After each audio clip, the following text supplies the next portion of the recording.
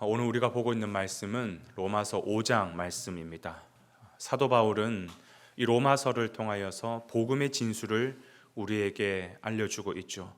그 핵심은 우리의 어떤 행위로 말미암아 의롭다함을 받는 것이 아니라 오직 믿음으로 말미암아 의롭다함을 받는다라는 것입니다. 그래서 이신칭의라고 말씀을 드렸죠.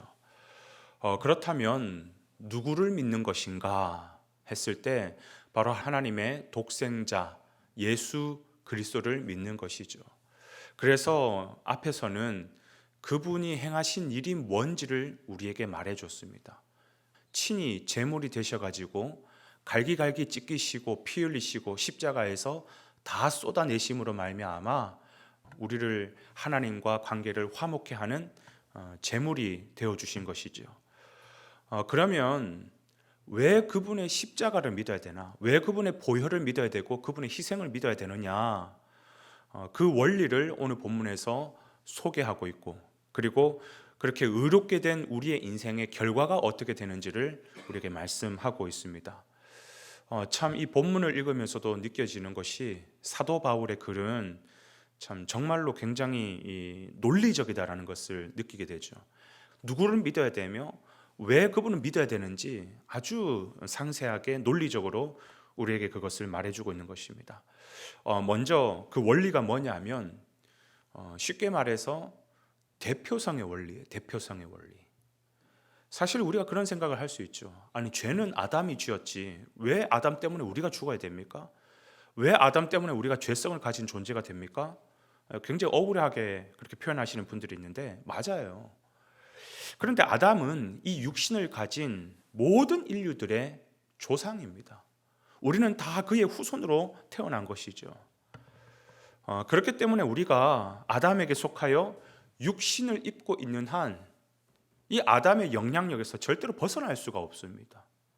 온 인류의 대표가 아담인 것이고 우리는 그와 동일한 육체를 입고 있기 때문에 우리는 죄된 속성의 지배를 받을 수밖에 없는 것이죠. 그러나 하나님은 이렇게 죽을 수밖에 없는 우리를 바라보시면서 가슴 아파하시면서 그 아버지의 심정으로 새로운 한 인류의 대표를 우리에게 세워주시죠. 그분은 생명의 근원이시기 때문에 사망의 지배를 받지 아니하십니다. 그래서 누구든지 그분의 후세가 되면 아담의 그 육신의 영향에서 벗어나서 영원한 생명으로 들어가게 되는 것입니다. 여러분, 그분이 누구죠? 예수 그리스도시죠. 19절 제가 한번 읽어볼게요. 한 사람이 순종하지 아니함으로 많은 사람이 죄인 된 것 같이. 여기서 한 사람은 누구예요? 아담이죠. 이어서 봅니다. 한 사람이 순종함으로 많은 사람이 의인이 되리라. 여기서 한 사람은 누구예요? 예수 그리스도를 말하는 것이. 다른 성경 고린도전서에서는 이 뒤에 나오는 한 사람을 뭐라고 표현하냐면 마지막 아담이라고 표현하는 거예요. 앞에서는 한 사람이었고 뒤에서는 또 한 사람인데 아담과 예수 그리스도를 어떻게 표현하냐면 고린도전서에서는 아담과 마지막 아담, 아담과 둘째 아담 말하는 거예요. 왜 이런 식으로 표현하냐면 이게 바로 대표성의 원리를 갖고 있기 때문에 그렇습니다. 그렇기 때문에 이 땅에 육신을 입은 모든 인류는 죄 아래 놓여 있지만 사망이 그를 왕노를 하지 아니하고 영원한 생명으로 옮겨질 수가 있는 거예요. 어떻게 하면 되느냐? 아담의 후손으로 어쩔 수 없이 우리는 육신을 입고 태어났지만 우리가 다시 태어나서 예수 그리스도의 후사가 되면 되는 것이에요.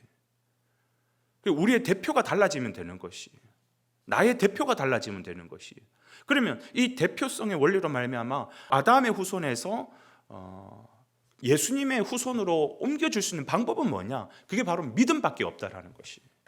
믿음으로밖에 우리가 옮겨지지 않는다. 이게 하나님이 우리에게 주신 지혜요, 하나님이 우리에게 주신 하나님의 방법이라는 것입니다. 이 방법 외에는 어떤 것도 진리가 아니에요. 오직 이 유일한 방법, 이것만이 진리라는 것입니다. 그래서 이 세상에서 유일한 진리는 뭐냐? 교회 열심히 다니는 거요? 아닙니다. 교회 열심히 다닌다고 해서 구원받는 것도 아닙니다. 착하게 산다고요? 아니에요. 그것도 아닙니다. 아무리 내가 착하게 법 없이 사는 그런 대단한 사람을 그렇게 산다 할지라도 우리가 그런 식으로 해서 구원받는 것 절대 아닙니다. 그러면 이 땅의 유일한 진리는 뭐냐? 예수 잘 믿는 것이에요. 여러분, 예수 잘 믿으셔야 됩니다. 이게 하나님의 뜻이라는 것이에요. 그렇다면 이렇게 믿음으로 말미암는 사람은 어떤 은혜, 어떤 결과를 누리며 살게 되느냐? 첫 번째는요, 1절에 나와 있죠. 하나님과 화평을 누리자. 하나님과 화평을 누리는 인생이 된다는 것입니다. 원래 우리는 하나님과 원수된 자였어요. 그래서 하나님의 진노를 피할 수가 없었습니다. 그러나 이제는 그 하나님을 향해 우리는 뭐라고 불러요? 아빠 아버지라고 부르잖아요. 그죠? 아빠 아버지라 부르면서 그분은 이제는 마음껏 누릴 수 있는 자가 된 것입니다. 그렇기 때문에 우리는 아버지를, 하나님을 두려운 존재로만 생각하면 안 돼요. 신앙생활하면서 꼭 그렇게 생각하는 사람이 있죠. 내가 뭔가 좀 실수하면 하나님께서 막 혼내고, 내가 어려움을 당하면 하나님 내가 뭔가 잘못했나? 뭐 이런 식으로만 자꾸 접근하는 사람 아니요. 우리가 정말 주님을 믿고 그분의 후사가 된다면, 그분의 자녀가 됐다면 이제는 그분 안에 더 친밀하게 들어가서 그분을 경험하고 그분을 누리는 자가 되어야 되는 것이, 그분의 은혜를 충만히 누리는 자가 되어야 되는 것입니다. 이것도 하나님이 그토록 원하셨던 모습이에요. 그렇기 때문에 이것 자체가 하나님에게는 무엇이 되냐면 영광이 된다라고 오늘 본문 2절에서 말하고 있는 것이죠. 우리가 하나님을 아빠로 여기고 그분을 누리고 그분 안에서 즐거워하고 그분을 기뻐하는 것, 하나님 역시 이것을 영광으로, 최고의 영광으로 받으신다라는 것이.